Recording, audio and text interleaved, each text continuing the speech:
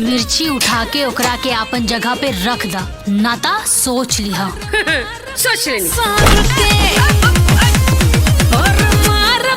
हाँ तो दोस्तों, बिंदु मूवी का ट्रेलर बहुत दिन पहले आ चुका है बी4यू भोजपुरी के यूट्यूब चैनल पर, और भोजपुरिया दर्शक के द्वारा इस मूवी के ट्रेलर पर खूब ज़्यादा पसंद भी किया जा रहा है। लेकिन आज बात करने वाले हैं इस वीडियो में कि यह पूरी फिल्म कैसा है और यह पूरी मूवी को आप लोग कैसे देख सकते हैं। तो वीडियो को पूरा देखिएगा। तो चलते हैं, वीडियो को शुरू करते हैं।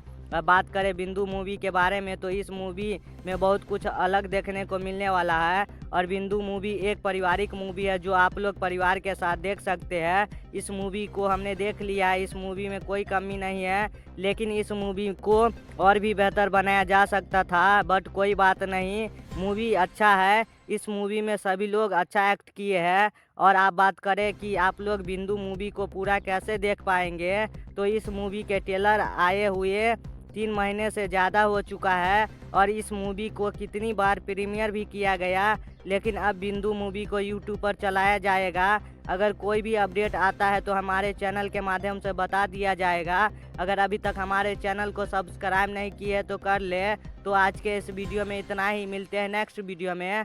तब तक के लिए बाय बाय, जय हिंद।